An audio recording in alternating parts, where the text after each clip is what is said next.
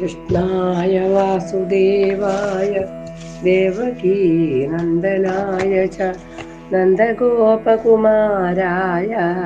ഗോവിന്ദായ നമോ നമഃ. അച്യുതാനന്ദ ഗോവിന്ദ വിഷ്ണു നാരായണ ഗോവിന്ദ പരമാനന്ദ സർവം ലോകാന്മേ നാശയാശേഷാനാശു ധന്വന്തരി ഹരേ. ഇനി നമുക്ക് ശ്രുതിധര കഥയിലേക്കാണ് പോവാനുള്ളത്. അതെന്താ ശ്രുതിധരൻ എന്ന് വെച്ചാൽ ആരാ നമുക്കറിയണ്ടേ. അത് ദിവസങ്ങൾ കഴിയുന്തോറും ഗംഗാസമതലുണ്ടല്ലോ അതിങ്ങനെ കത്തിപ്പോകുവാൻ ആരംഭിച്ചു എന്നാണ് പറയുന്നത്. സഹിഷ്ണുതയൊന്നുമില്ല അവിടെ, അസ്വസ്ഥത മാത്രം. ദൗർഭാഗ്യത്തിന്റെ കറുത്ത മുഖങ്ങൾ മാത്രമേ കാണാനുള്ളൂ ഇപ്പൊ അവിടെ. അങ്ങനെ സങ്കടത്തോടെയും ഒരു എന്താ പറയാ അസ്വസ്ഥത എന്ന് പറയില്ലേ, ആ അസ്വസ്ഥതയോടെയാണ് ഇപ്പൊ എല്ലാരും അവിടെ ഉള്ളത്. അസ്വസ്ഥതയുടെ അശാന്തി പടർന്ന് കയറിയിട്ടുള്ളത്. എങ്ങനെയും ഗംഗാതത്തിൽ സമാധാനം പുലരണമെന്ന് ഭഗവാൻ ആഗ്രഹിച്ചു. ഭഗവാൻ ആഗ്രഹിച്ചവന് നടക്കാതിരിക്കോ? ഒരു രാജ്യം സമാധാനത്തോടെ നീങ്ങണമെങ്കിൽ ജനങ്ങൾ വിദ്യാസമ്പന്നരായിരിക്കണമെന്ന് കേശവൻ ഉറച്ചു. അതാണ് ഇന്നലെ ഞാൻ പറഞ്ഞിട്ടുണ്ടായിരുന്നത്. കുറെ ആൾക്കാരെ ഭഗവാൻ ട്യൂഷൻ സെന്ററെല്ലാം തുടങ്ങിച്ചു. അങ്ങനെയാണ് ഇപ്പൊ പറയേണ്ടത്. അവിടെ വെച്ചിട്ട് കുറേ ആൾക്കാര് അങ്ങനെ പഠിക്കാൻ തുടങ്ങി. ഭഗവാൻ എന്തായാലും ഇതെല്ലാം ഇങ്ങനെ ഉൾക്കൊണ്ടിട്ടും പുഞ്ചിരിച്ചോണ്ട് നിൽക്കും. എവിടെ പോയാലും ഭഗവാൻ, ഇന്നലെ പറഞ്ഞതാണ്, എവിടെ പോയാലും ഭഗവാൻ കൊട്ടാരക്കെട്ടിലൊന്നും കയറി വിശ്രമിക്കൂല. അവിടുത്തെ ഭക്ഷണം കഴിക്കൂല. ഒരു പാവപ്പെട്ട ഒരു ഭക്തനുണ്ടെങ്കിൽ അവിടെ പോയിട്ട് ഭക്ഷണം കഴിക്കുള്ളൂ, അവിടെ വിശ്രമിക്കും. പായ് കെട്ടിയാലും മതി. അങ്ങനെയാണ് ആ ഭഗവാന്റെ, നമ്മുടെ പൊന്നു തമ്പുരാന്റെ ഒരു സ്വഭാവം. അവരൊരു ചിരിയും അവരൊരു സൗമ്യത കലർന്ന ഭാവമൊക്കെ കണ്ടാല് ഭഗവാന് സന്തോഷായി. എന്നിട്ട് അത് ബുദ്ധവർക്ക് പറഞ്ഞു കൊടുത്തു. എനിക്ക് പാവപ്പെട്ടവരോട് അവരുടെ നിഷ്കളങ്ക ഭാവവും സൗമ്യമായ പെരുമാറ്റവും ഒക്കെയാണ് ഉദ്ധവ ഇഷ്ടം. അവർക്ക് കളങ്കമില്ല. അങ്ങനെ കളങ്കമില്ലാത്തവരെ മാത്രമേ ഞാൻ എൻ്റെതായിട്ട് കണക്കാക്കുള്ളൂ എന്ന് പറഞ്ഞു കൊടുത്തു. അതുകൊണ്ടാണ് ഞാൻ ഈ അഹങ്കാരം മുറ്റിയ കളി എനിക്ക് ഇഷ്ടമല്ല, ഞാൻ അതുകൊണ്ടാണ് രാജകൊട്ടാരങ്ങളിലും താമസിക്കാത്തത് എന്ന് പറയുമ്പം ഉദ്ധവര് ചിരിച്ചു. അങ്ങനെയാണ് അക്കാലത്താണ് മിഥിലയിൽ ശ്രുതിധരൻ എന്ന പേരുള്ള ഒരു സാധു മനുഷ്യൻ താമസിച്ചിരുന്നത്. ശ്രുതിധരൻ എന്ന അദ്ദേഹത്തിന്റെ പേര്. ഗോപതിയിൽ മനസ്സ് വെച്ച് ജീവിച്ച ധന്യനായ ഒരു മാന്യനായിരുന്നു ശ്രുതിധരൻ. സൗമ്യനും വിജ്ഞാനനിധിയുമായിരുന്നു ഈ കർഷകനാണ് അദ്ദേഹം. ബ്രാഹ്മണ വംശത്തിലാണ് ജനിച്ചതെങ്കിലും ഭിക്ഷാടനം കുലത്തൊഴിലായി അദ്ദേഹം സ്വീകരിച്ചിരുന്നില്ല. ഭിക്ഷാടനത്തിന് പോവില്ല. ബ്രാഹ്മണനായി ജനിച്ചെങ്കിലും ഭിക്ഷക്ക് പോവില്ല. അദ്ദേഹം അധ്വാനിക്കും. അതാണ് കർമ്മത്തിലൂടെ അല്ലാതെ നേടുന്നതൊന്നും സ്വന്തം ആവശ്യത്തിന് ഉപയോഗിക്കരുതെന്ന് ശാഠ്യം പിടിക്കുന്ന വ്യക്തിയായിരുന്നു ഈ അന്തണൻ. മണ്ണിൽ പൊരുതി പൊന്നാക്കുന്ന കർഷക വിദ്യയാണ് ലോകത്തെ ഏറ്റവും മാന്യമായ ജോലിയെന്ന് ബന്ധുക്കളോട് ശ്രുതിധരൻ പറഞ്ഞിരുന്നു. അധ്വാനിച്ചാൽ നമുക്ക് വേണ്ടുന്നതൊക്കെ ഭൂമിദേവി തരും, നമ്മുടെ മണ്ണ് തരും എന്ന് ബന്ധുക്കളോടൊക്കെ ഇദ്ദേഹം പറയാറുണ്ടായിരുന്നു. കർമ്മഫലത്തെ കുറിച്ച് അസ്വസ്ഥനാകണ്ട, അത് ഭഗവാൻ തന്നോളും എന്നും പറയുമായിരുന്നു ഇദ്ദേഹം. അങ്ങനെ ഒരു കാര്യത്തിൽ ശ്രുതിധരന് അളവറ്റ മോഹമുണ്ടായിരുന്നു. എന്താ അത് മറ്റൊന്നുമല്ല, ദ്വാരകാധിപതിയായ കേശവനെ ഒന്ന് കാണണം. അതന്നെ അദ്ദേഹത്തിന്റെ പുണ്യജന്മായത് കൊണ്ടല്ലേ അത് തോന്നുന്നത്. ഭഗവാൻ ഒന്ന് കാണണമെന്ന് മാത്രമേ അദ്ദേഹത്തിന് ആഗ്രഹം ഉണ്ടായിരുന്നുള്ളൂ. കർഷക വൃത്തിയും കാലിന്റെ നേരിയ അവശതയും, കാലിന് നല്ല സുഖം പോരാ അദ്ദേഹത്തിന്. അങ്ങനെ ദ്വാരം വരെ പോവാൻ ആ ആരോഗ്യം ഇല്ലാത്തത് കൊണ്ട് പറ്റിയില്ല. എന്നെങ്കിലും ഒരിക്കൽ മാധവനെ കാണുവാനാകുമെന്ന ആശ എന്തെന്നു ഉപേക്ഷിച്ചില്ല. എന്നെങ്കിലും ഞാൻ മരിക്കുന്നതിന് മുമ്പേ എനിക്ക് എൻ്റെ ഭഗവാനെ കാണാൻ പറ്റുമായിരിക്കും എന്നുള്ളൊരു നല്ലൊരു ചിന്ത മാത്രം, ഒരു ധൈര്യം, ഒരു ഉറപ്പ്.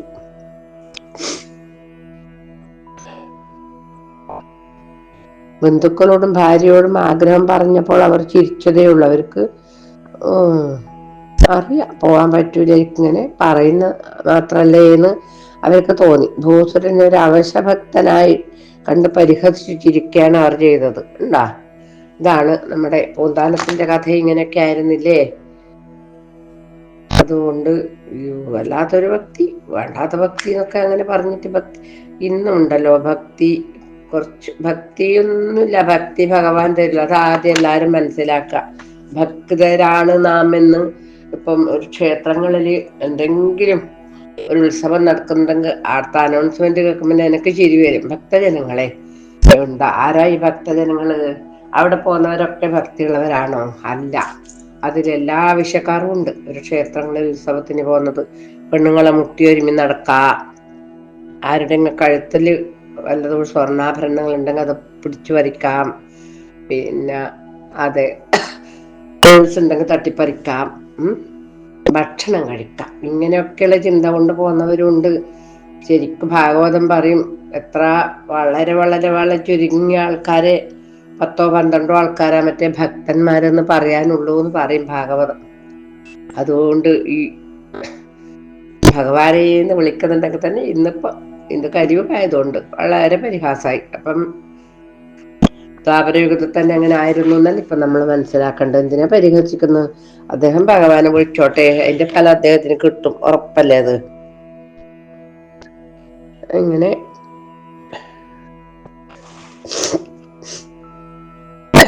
അവശ്യ ക്രിസ്ത്യാനികളുണ്ട്, അതുപോലെ അവശ്യഭക്തൻ. ഇത് ഈ അവശ്യഭക്തൻ എന്ന് പറഞ്ഞാല്, അക്കാലത്ത് മിഥില ഭരിച്ചു കൊണ്ടിരുന്നത് ബഹുളാശൻ എന്ന രാജാവായിരുന്നു. മഹാരാജാവും അദ്ദേഹം ഒരു പരമഭക്തൻ, ഭഗവാനോട് നല്ലൊരു ഭക്തിയുള്ള ആളായിരുന്നു. ബഹുളാശൻ കേശവപ്രിയനായിരുന്നു എന്ന് പറയാം. വിഷ്ണു പൂജ, ഗോപൂജ എന്നിവ ഭവനത്തിൽ അദ്ദേഹം നടത്തിയിരുന്നു. കേശവനെ ഒരിക്കൽ കൊട്ടാരത്തിൽ അതിഥിയായി വാഴിക്കണമെന്നും അദ്ദേഹത്തെ പൂജിച്ച് ആദരിക്കണമെന്നും ബഹുളാശൻ ഉറച്ചു. ഒരു ദിവസം കേശവൻ ഇന്ദ്രപ്രസ്ഥത്തിലേക്കു യാത്ര മിഥില വഴിയാക്കി. പക്ഷേ കേശവൻ എവിടെ പോകുന്നു എന്നതൊന്നും ആരോടും പറഞ്ഞില്ല. ഭഗവാൻ എന്തെങ്കിലും ചെയ്യുന്നുണ്ടെങ്കിൽ അതിനൊരു കാര്യം ഉണ്ടാവും, അല്ലാതെ ഒന്നും ചെയ്യൂലല്ലോ. ഇപ്പൊ ഞാൻ ഇന്ന വഴിക്കാ പോന്നു, ഇന്നതിനാണ് പോന്നെന്ന് ആരോടും ഭഗവാൻ പറഞ്ഞില്ല. അപ്പൊ എന്തെന്ന് ചെയ്തു? ആ യാത്രാ സംഘത്തില് ഉദ്ധവരും ഉണ്ടായിരുന്നു, കുറെ മഹർഷിമാരുണ്ടായിരുന്നു. ഗംഗയുടെ സമതലത്തിലേക്ക് പോകുന്ന ഋഷീശ്വരന്മാർ കേശവനോടൊപ്പം യാത്രയായി. ഭഗവാന്റെ കൂടെ നടക്കാൻ കിട്ടുന്ന അവസരം ആരും കളയില്ല. കേശവനും മാമുനിമാരും മിഥിലയുടെ അതിർത്തിയിലെത്തി. ശാന്തവും മനോരഞ്ജകവുമായ ഗ്രാമങ്ങള്, സൗമ്യത തുടിക്കുന്ന ഗ്രാമീണർ. ആ ഗ്രാമത്തിൽ ഒന്നില് 2 ദിവസം പാർത്തിട്ട് മിഥിലാപുരി വഴി ഇന്ദ്രപ്രസ്ഥത്തിലേക്ക് പോകാമെന്ന് ഭഗവാൻ മാമുനിമാരോട് പറയുകയുണ്ടായി. മഹർഷിമാരോട് പറഞ്ഞു, നമുക്ക് 2 ദിവസം ഇവിടെ താമസിച്ച് മിഥില വഴിയാണ് നമുക്ക് പോകേണ്ടത്, ഇന്ദ്രപ്രസ്ഥത്തിലേക്ക് അങ്ങനെ പോകാമെന്ന് പറഞ്ഞു. ഇവർക്ക് വീടും കുടുംബമൊന്നും ഇല്ലാത്തവർക്ക് എവിടെ നിന്നാലെന്ത്, ഇതിലൂടെ പോയാലൊന്നും ഇല്ലല്ലോ. അപ്പൊ അവര് ഭഗവാൻ പറയുന്നതൊക്കെ ഇഷ്ടം. അവർക്കും അത് സന്തോഷായി. കുളിര് പകരുന്ന ഒരരുവിയുടെ കരയിൽ പർണകുടീരങ്ങൾ തീർത്ത് കേശവൻ ഋഷിമാരും മന്ത്രജപങ്ങളുമായി വസിച്ചു. കണ്ടോ, ഭഗവാൻ ആർക്ക് വേണ്ടിയിട്ട് ധ്യാനിക്കുന്നു? ഭഗവാൻ ആരെ ധ്യാനിക്കുന്നു? ഭഗവാൻ ആരെ പ്രാർത്ഥിക്കുന്നു? എന്നാലും ആ ഒരു നമുക്കൊക്കെ ഒരു മാതൃക കാണിച്ചു തന്നാണ് ഭഗവാൻ. കേശവനും ഋഷിമാരും ഗ്രാമത്തിൽ വസിക്കുന്ന വിവരം ആരറിഞ്ഞു? മിഥിലാപുരിയിലേക്ക് വരുന്ന കാര്യവും ചാരന്മാരോട് രാജാവ് പറഞ്ഞു. ചാരന്മാരുണ്ടാവല്ലോ രാജാക്കന്മാർക്ക്, അവര് പോയിട്ട് പറഞ്ഞു കൊടുത്തു. ബഹുളാക്ഷൻ ആശ്ചര്യഭരിതനായി. ആഹ്ലാദ വിവശ എന്തു ചെയ്യേണ്ടു എന്നറിയാത്തൊരു അവസ്ഥയിലായിപ്പോയി ആ രാജാവ്. ഇത് മനസ്സിൽ കൊണ്ടു നടക്കുന്ന ആഗ്രഹല്ലേ, അത് ഇത്ര പെട്ടെന്നാവുമെന്ന് വിചാരിച്ചില്ല അദ്ദേഹം. എത്ര നാൾ പ്രതീക്ഷിച്ചിരുന്നതാണ് ഈ കാര്യം. മുകുന്ദനെ ദ്വാരകയിൽ ചെന്ന് എതിരേറ്റ് മിഥിലയിലേക്ക് വരണം എന്നായിരുന്നു വിചാരിച്ചിരുന്നത്. പക്ഷെ ഇതാ തന്നെത്താനെ ഇങ്ങോട്ട് വരുന്നു. അദ്ദേഹത്തെ ആഘോഷത്തോടെ എതിരേൽക്കണമെന്ന് രാജാവ് തീരുമാനിച്ചു. ബഹുളാക്ഷൻ മന്ത്രിമാരെയും പൗരമുഖ്യന്മാരെയും വിളിച്ചു വരുത്തി കേശവനെ എതിരേൽക്കുന്നത് എങ്ങനെയായിരിക്കണമെന്ന് ആലോചിച്ചു. കൊട്ടാരം അണിഞ്ഞൊരുങ്ങി തെരുവീഥികൾ വിശുദ്ധമാക്കി. കൊട്ടാരത്തിൽ എവിടെയും സുഗന്ധ ധൂപമാല്യങ്ങൾ നിരന്നു. എല്ലാവരും ശുഭ്രവസ്ത്രധാരികളായിരിക്കണമെന്നുള്ള രാജാജ്ഞ സർവത്ര പാലിച്ചു. തെരുവുകൾ അണിഞ്ഞൊരുങ്ങി നവോധയ വധുവിനെ പോലെ പുഞ്ചിരിച്ചു നിന്നു. ഒരു ദിവസം ശ്രുതിധരൻ മിഥിലാപുരിയിൽ എത്തി. നഗരം അണിഞ്ഞൊരുങ്ങി നിൽക്കുന്ന കാര്യം അന്വേഷിച്ചു. അപ്പൊ നഗരവാസികൾ പറഞ്ഞു, തന്റെ ആരാധനാമൂർത്തിയായ കേശവൻ നഗരത്തിലെത്തുന്ന കാര്യം അയാൾ അറിഞ്ഞു. ശ്രുതിധരൻ പറഞ്ഞു. ആ ബ്രാഹ്മണൻ മാധവൻ ഇതുവഴി വരുന്നു എന്നോ? അദ്ദേഹത്തിനതും ചിന്തിക്കാൻ പോലും പറ്റിയില്ല. പിന്നെ സാലഭഞ്ജിക പോലെ നിന്നുപോയി അദ്ദേഹം കുറെ സമയം. ആഹ്ലാദത്തിന്റെ ഉന്നത സോപാനത്തില് അദ്ദേഹം ഒരു നിമിഷം എത്തിപ്പോയി. സംസാരിക്കാൻ പോലും പറ്റുന്നില്ല, അങ്ങനെ ആയിപ്പോയി. ഒരിക്കലും പ്രതീക്ഷിക്കാത്തൊരു ആഹ്ലാദ മുഹൂർത്തം പെട്ടെന്ന് കൺമുന്നിലെത്തിയാൽ ആർക്കാണ് ഉരിയാടുവാൻ? നമുക്കായാലും ആവൂലല്ലോ. നമ്മൾ പ്രതീക്ഷിക്കാത്ത അത്രയും നമ്മുടെ ഹൃദയത്തിൽ സ്ഥാനം പിടിച്ചിരിക്കുന്ന ഒരു വ്യക്തിയായാൽ മതി. ഇനിയിപ്പം ഭഗവാൻ നമ്മളെ മുമ്പിലേക്ക് അതേ രൂപത്തിൽ വരുന്നുണ്ടാവില്ല. എത്ര ഭാവത്തിൽ ഭഗവാൻ നമ്മളെ മുമ്പിൽ വന്നിട്ടുണ്ടാവും. എത്ര ആപത്തുകളിൽ നിന്ന് നമ്മളെ ഭഗവാൻ രക്ഷിച്ചിട്ടുണ്ടാവും. ഉണ്ടാവുന്നല്ല, അനുഭവം തന്നെയുണ്ട്. അപ്പം നമുക്കും പറഞ്ഞറിയിക്കാൻ കഴിയാത്തൊരു, സംസാരിക്കാൻ പറ്റാണ്ടായി പോകും നമ്മളായാലും. അത് തന്നെ ഇവിടെ ഇദ്ദേഹം ആയിട്ടുള്ളത്. ശ്രുതിധരൻ. മറ്റുള്ള മർത്യർക്കെഴുവോരു തെറ്റും കുറ്റങ്ങളും കഥിച്ചിടാതെ മുറ്റും ഭവൻ നാമമുരച്ചുകൊണ്ടു തീരേണമേ കൃഷ്ണ മദീയ ജന്മം. അങ്ങനെ ഇദ്ദേഹത്തിന് സന്തോഷമായി. ഈ ബ്രാഹ്മണന്, രാജാവിനേക്കാളും സന്തോഷമായി ബ്രാഹ്മണന്. അങ്ങനെ ഓടി വീട്ടിലേക്ക് പോയി. എന്നിട്ട് പറഞ്ഞു, ഭാര്യയും മക്കളെയൊക്കെ വിളിച്ചിട്ട് ആഹ്ലാദത്തെ കവിലിങ്ങനെ സന്തോഷം കൊണ്ട് പറഞ്ഞിങ്ങനെ, എന്നാ പറയാ, ഞാനിപ്പം വലിഞ്ഞു കയറുന്നു പറഞ്ഞില്ലേ പണ്ടാരോ, സന്തോഷം കൊണ്ട് എനിക്ക് ഇരിക്കാൻ വയ്യേ, ഞാനിപ്പോ സ്വർഗത്തിലേക്ക് വലിഞ്ഞു കയറുന്നു പറഞ്ഞിരുന്നു പണ്ടൊരാളത് മാതിരി ഇദ്ദേഹം സ്വർഗത്തിലേക്ക് വലിഞ്ഞു കയറുന്ന അവസ്ഥയിലാണ് ഉള്ളത്. എന്നിട്ട് ഭാര്യയോടും മക്കളോടും ഒക്കെ പറഞ്ഞു, വീടെല്ലാം അലങ്കരിക്കണം കേട്ടോ, ഗംഭീരാക്കണം, വിശുദ്ധാക്കണം. ഉള്ളതുപോലെ ദ്വാരകാവതിയായ കേശവൻ മിഥിലേക്ക് എഴുന്നള്ളുന്നുണ്ട്. അദ്ദേഹത്തെ നമുക്ക് ഭവനത്തിലേക്ക് കൊണ്ടുവരണ്ടേ, ആദരിക്കണ്ടേ. എത്രയോ നാളായി ഞാൻ ഈ അഭിലാഷവും പേറി നടക്കുകയാണ് എന്ന് പറയുമ്പോ ആ പത്നി പറഞ്ഞു, പ്രഭോ, നമ്മുടെ ഇത്തിരിയോളം പോന്ന ഭവനത്തിൽ ദ്വാരകാപതിയും ഗോപതിയും മഖപതിയും യജ്ഞപതിയും ആയ ഭഗവാൻ എഴുന്നള്ളുവോ?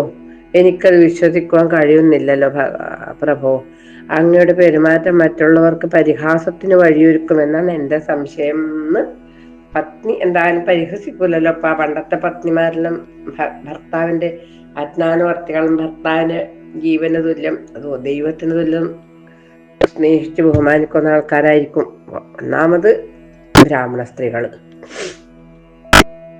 അവരങ്ങനെ പറഞ്ഞു. അപ്പം ശ്രുതിധരൻ പറഞ്ഞു, നിന്റെ സന്ദേഹം അസ്ഥാനത്താണ് പ്രിയേ, സംശയിക്കുവാൻ ഒന്നുമില്ല.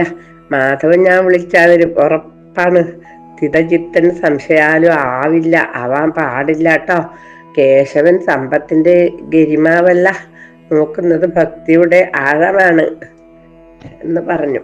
ആരോട്? പത്നിയോട് അദ്ദേഹം ഇങ്ങനെ പറഞ്ഞു.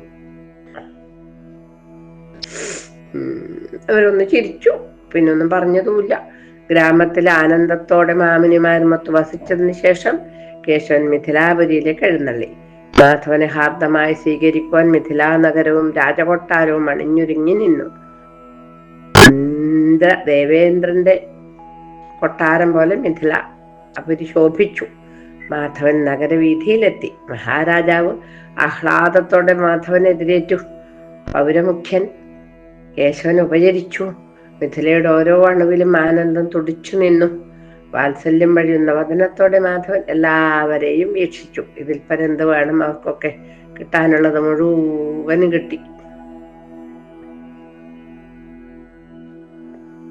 മാധവനും മാമനിമാരും പൂക്കൾ വിതറിയ വഴിത്താരയിലൂടെ കൊട്ടാരത്തിലേക്ക് നടന്നു. വഴിയുടെ ഒരു കോണിൽ ശ്രുതിധരൻ ചന്ദനവും തുളസിയിലയും തട്ടത്തിലെടുത്ത് കേശവൻ എതിരേൽക്കുവാൻ പാവം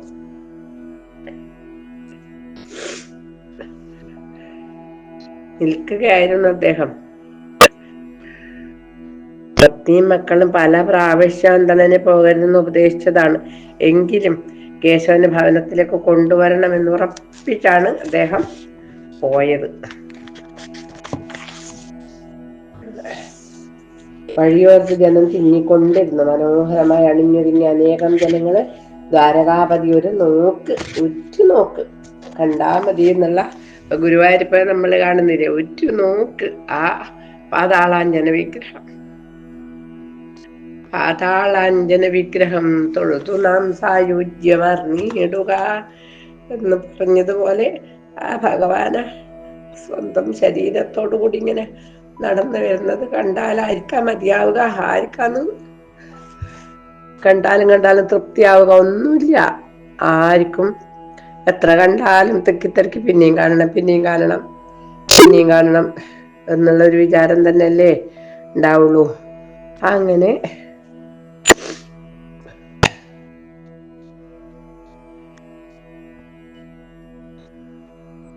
പ്രായമേറെ ചെന്ന ശ്രുതിധരനെ യുവത്വം തള്ളി പിന്നിലാക്കി. കണ്ടോ, അതങ്ങനെയല്ലേ ഇപ്പൊ പറഞ്ഞതുപോലെ ഗുരുവായൂരെത്തിയാലും ദ്വാരകയിലെത്തിയാലും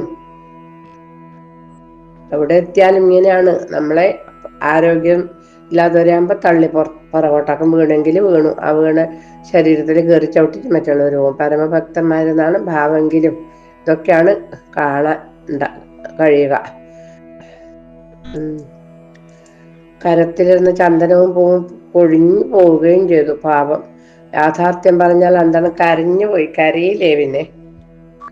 ഭക്തിയുടെയും വിശുദ്ധിയുടെയും നറുമുത്തുകൾ ആരുണ്ട് കാണാൻ? ആരുമില്ല. എല്ലാവർക്കും ഗർവ് കാണിക്കണം, പ്രൗഢി കാണിക്കണം, ഭക്തി ഉണ്ട് എന്ന് അഭിനയിക്കണം, ഇതൊക്കെയല്ലേ വേണ്ടു. ശ്രുതിധരനെ ഏന്തി വലിഞ്ഞു നോക്കിയാൽ മാത്രമേ വീതി കാണുവാൻ കഴിയൂ. പക്ഷേ അഭിലാഷം വിടാതെ അന്തനം കാത്തു നിന്നു. ആ മുഖം, ആ തിരുമുഖം ഒന്ന് ദർശിച്ചാൽ മതി, എന്നാൽ തന്നെ അത്രയായല്ലോ വിചാരിച്ചിട്ടാണ് ഇദ്ദേഹം നിൽക്കുന്നത്. പാപം, വിവിധ ആഘോഷങ്ങളും ദൃശ്യങ്ങളും അങ്ങനെ കടന്നു പോയിക്കൊണ്ടിരിക്കെ അതിന്റെ എല്ലാം പിന്നിൽ ഒരു ഹംസരഥത്തില് ഇന്ദ്രനീലവർണ്ണനായ മാധവൻ ഇരിക്കുന്നുണ്ടായിരുന്നു. കവിളുകളിൽ സാത്വിക പരിവേഷം മഴവില്ലായി മാറുന്നു. കണ്ണുകളിൽ സംസാരത്തിന്റെ മറുകര ഗോലോകമായി തെളിയുന്നു. ശ്രുതിധരൻ കേശവനെ തന്നെ നോക്കി നിന്നു.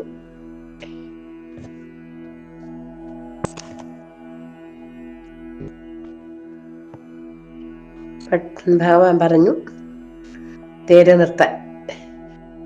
രഥം നിന്നു, ആഘോഷങ്ങൾ നിന്നു. രാജാവും മന്ത്രിയും ഓടി വന്നു. എന്താന്നൊരു അത്ഭുതം, എന്തേന്ന് ചോദിക്കുക. മാധവൻ രഥത്തിൽ നിന്ന് ഇറങ്ങി തെരുവിന്റെ ഒരു ഭാഗത്തേക്ക് മന്ദം നടക്കുകയാണ്. കേശവന്റെ പാദസ്പർശമേറ്റ് മണ്ണ് കോരിത്തരിക്കുന്ന രംഗം. ജനങ്ങൾ ഇരുവശത്തേക്ക് മാറി. കേശവൻ ശ്രുതിധരന്റെ സമീപത്തെത്തി. അന്തണനൊന്നും വിശ്വസിക്കാൻ കഴിഞ്ഞില്ല. ഈ ബ്രാഹ്മണന് കാണുന്ന സ്വപ്നമാണോ, ഞാൻ ഉറങ്ങുകയാണോ എന്നൊക്കെയുള്ളൊരു ബോധത്തിലാണ് ഇല്ലത്. ഇങ്ങനെ ഭഗവാൻ അടുത്ത് വരുന്നെന്ന് തോന്നുമോ? മനസ്സിലായിട്ടുണ്ടോ? ഒന്നുമില്ല. വിതുമ്പലോടെ അംഗചലനങ്ങളോടെ ബ്രാഹ്മണൻ എന്തൊക്കെയോ പറഞ്ഞു. പരപ്പ് പറയില്ലെന്ന് പറയില്ല നമ്മൾ, അതുപോലെ എന്തൊക്കെയോ പറഞ്ഞു. ബ്രാഹ്മണന്റെ അസ്പഷ്ടാക്ഷരങ്ങൾ പോലും കേശവന് അമൃതഗീതമായിരുന്നു. സാത്വിക പ്രഭ തുളുമ്പിയ ബ്രാഹ്മണൻ മാധവന്റെ പാദത്തിൽ നമസ്കരിച്ചു. അതല്ലേ അദ്ദേഹത്തിന് കൊടുക്കാനുള്ളൂ. ഭഗവാൻ കൊടുക്കാൻ ആ ബ്രാഹ്മണന് ഒരു തുള്ളി കണ്ണുനീര് മാത്രമേ ഉള്ളത് കൊടുത്തു. കണ്ണുനീര് കൊണ്ട് തന്നെ കാല് കഴുകി ചന്ദനവും പൂവും അർപ്പിച്ചു.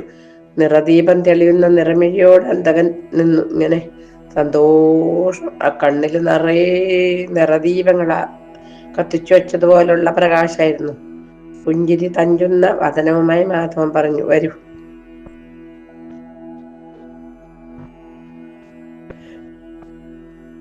നമുക്ക് ഭവനത്തിലേക്ക് പോകാം. അന്തമിനി വിൽപ്പരം എന്ത് ആനന്ദം ലഭിക്കുവാൻ. ജനങ്ങൾ അത്ഭുതപ്പെട്ടു. ശ്രുതിധരൻ ആരാണ്? ഒരു സാധാരണ ബ്രാഹ്മണനല്ലേ? ബ്രാഹ്മണനല്ലാന്ന് അവർ വന്നത്. സാധാരണ ബ്രാഹ്മണനല്ല ഇദ്ദേഹം. നമ്മുടെ ഇടയിൽ ഇത്ര നാൾ വസിച്ചിട്ടും നാം അദ്ദേഹത്തെ അറിഞ്ഞില്ലല്ലോ എന്നുള്ളൊരു മനപ്രയാസമായി പോയി മറ്റു ജനങ്ങൾക്ക്. കേശവൻ ശ്രുതിധരനുമൊത്ത് ഭവനത്തിലെത്തി. അന്തണൻ കേശവന് വേണ്ട വിധം ഉപചരിച്ചിരുത്തി. എന്നിട്ട് പറഞ്ഞു, ശ്രുതിധരൻ പറയുന്നു, മാധവ, ഇവിടെ ഇത്രയെല്ലാമേ ഉള്ളൂ. സന്തോഷത്തോടെ അങ്ങ് സ്വീകരിക്കണേ.